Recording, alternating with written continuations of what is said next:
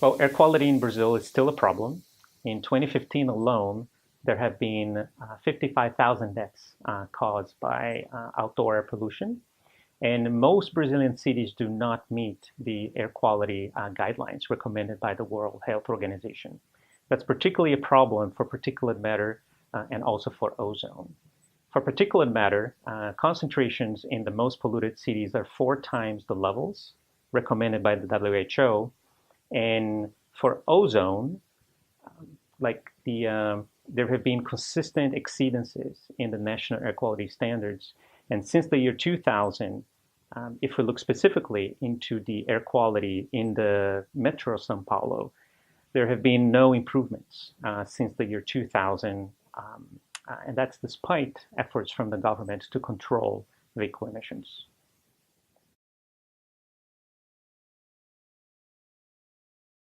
Well, despite the air quality problems in Brazil, there has actually been a lot of progress. The best example is for carbon monoxide, since transportation is responsible for 98% of carbon monoxide emissions. So if we compare today's levels for carbon monoxide concentrations in Sao Paulo, there have been a 60% reduction from the levels experienced in 1998. And today, the CO concentrations are actually below the guidelines recommended by the WHO. Another success stories have been in terms of fuel quality. So back in the late 90s, the quality of the diesel sold nationwide was in excess of 1,800 ppm, that's parts per million. And then today, diesel has been changed, so the sulfur content has been reduced to 10 ppm, mostly to attend the most recent vehicle emission standards. So today, 10 ppm diesel is available in most cities, but also outside of the cities to fuel the newest trucks and buses. And there has been considerable progress. And even looking into the SO2 concentrations, we can see a clear correlation between fuel quality and SO2 concentrations.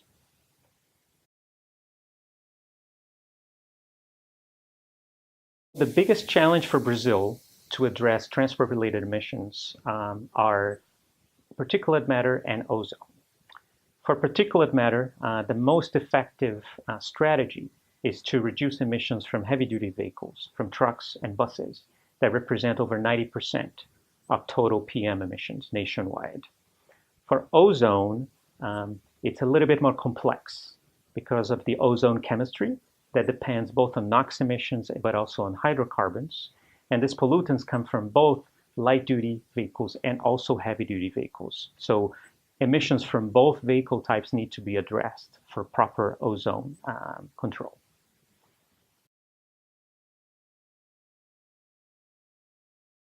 Well, there have been primarily 3 policies that have helped Brazil control diesel emissions. The first one has been the restriction in the commercialization of diesel cars. That's a policy dating back from the 70s, originally implemented to address the diesel shortages that Brazil had and still has, and improve trade balances. But the consequence of this policy has been to avoid the air quality problems that other regions have had because of the high commercialization of diesel cars, in particular, Europe and India as well. The second policy has been fuel quality, so especially for diesel. So today, diesel in Brazil is 10 ppm, so it's the cleanest diesel available, and it's sold exclusively in cities, but also outside of cities in select stations to fuel the newest trucks and buses. The third policy has been the newest Procon phases for vehicle emissions. So Brazil has had the P7 regulation, which is equivalent to Euro 5 since 2012. So these are the 3 policies that have really contributed to Brazil controlling diesel emissions.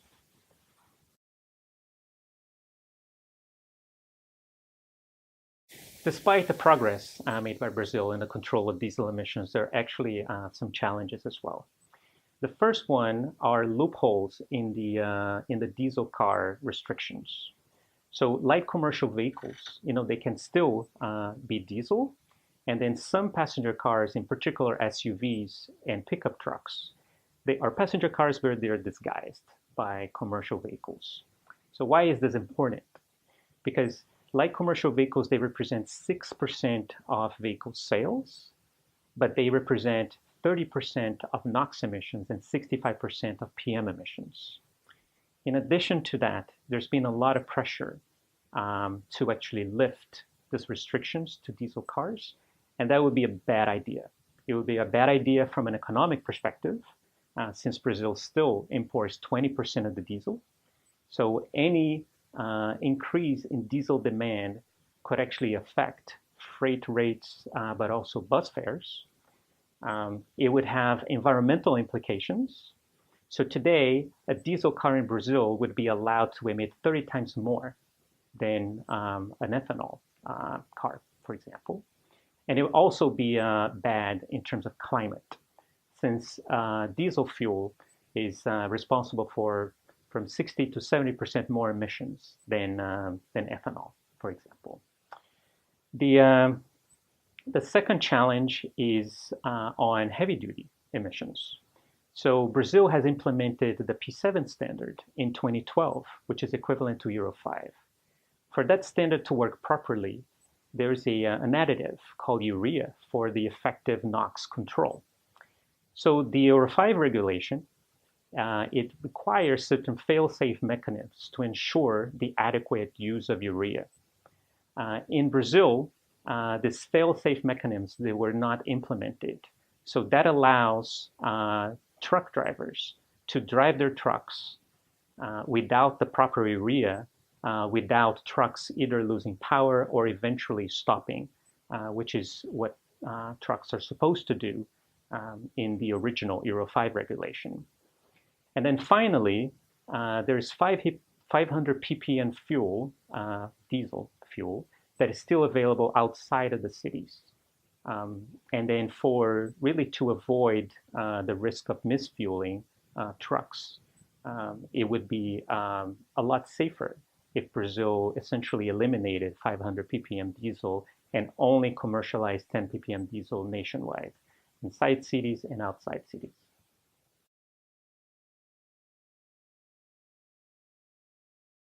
One of the most important lessons that Brazil can learn from other countries is that effectively controlling emissions from diesel cars has been a very large problem.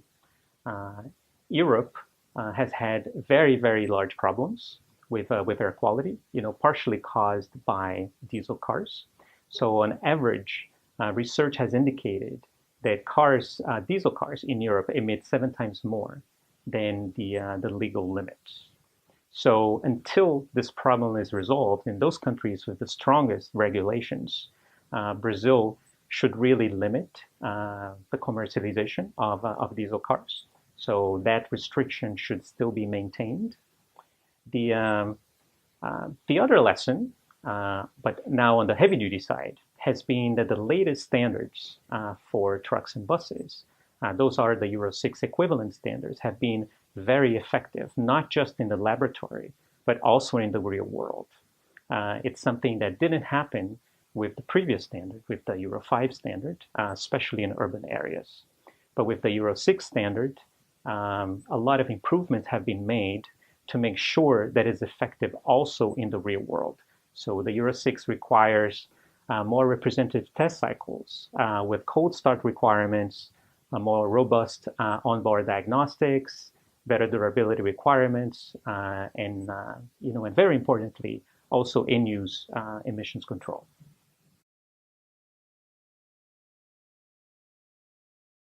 Brazil has had some issues with compliance and enforcement. For the latest regulation for trucks and buses, that's the P7 regulation implemented in 2012, that is equivalent to the Euro 5 standard. For the trucks and buses to operate properly, they need an additive called urea for effective NOx control. And for the Euro 5 regulation implemented in Europe, there are fail-safe mechanisms that ensure that adequate urea is used, like in the truck. So for example, if they're not used properly, the trucks, they lose power initially, and then they eventually stop. In Brazil, these fail-safe mechanisms, they have not been adequately implemented, which has enabled truck drivers to operate their trucks without feeling adequately. And at some point, there were high levels of non-compliance, and we estimate that about a third of drivers were not adding urea properly, like in their trucks.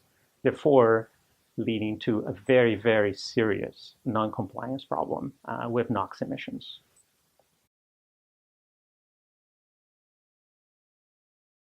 The Brazilian government recently announced the next phases of vehicle emissions, starting with heavy-duty vehicles in 2019, motorcycles in 2020, and light-duty vehicles by 2026.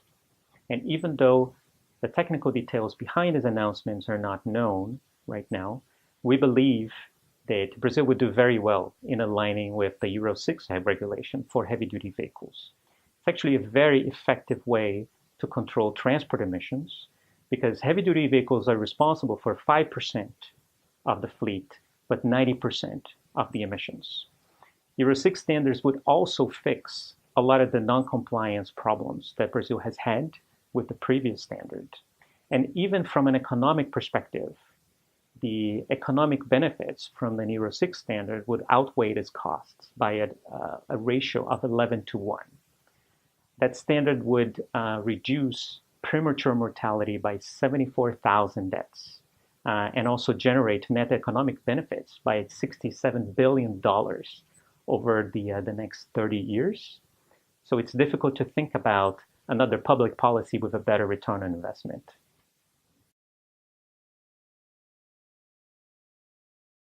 So there are important challenges ahead for Brazil. Most importantly, there's been immense pressure by automakers for keeping the status quo and extending the implementation timelines as far as possible. So the government has announced a timeline of 2019 for the implementation of the next phases for heavy-duty vehicles, and that is completely feasible where Brazil is today.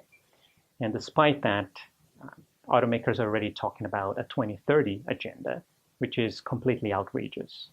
Each year in delay of implementing the heavy-duty standards would lead to an additional 2,500 premature deaths. So time is very important, like in this case. And then Brazil used to be the leader amongst all emerging markets in the adoption of vehicle emission standards. But then since the implementation of the Euro 5 regulation in 2012, Brazil has really fallen behind other countries. So today, China, Mexico, India have all either announced or adopted Euro 6 standards. And even some cities like Santiago or Mexico City or Istanbul have made commitments to Euro 6 buses. And we expect a lot more cities to follow. So at a time when Brazil could be looking at these export markets to offset some of the weakening domestic demand because of the recession, we see Brazil really falling behind these other countries. And that would be actually very important because if Brazil really pushes ahead and implements its advanced standards, they would have environmental benefits, not just for Brazil, but for a lot of other countries in Latin America as well. So in terms of key lessons for Brazil, there are primarily two. One of them is to restrict the commercialization of diesel cars, so to continue that. And then the second one is to implement Euro 6 equivalent regulations for heavy-duty vehicles with as little deviation as possible, and ideally by 2019, which is the timeline recommended by the government.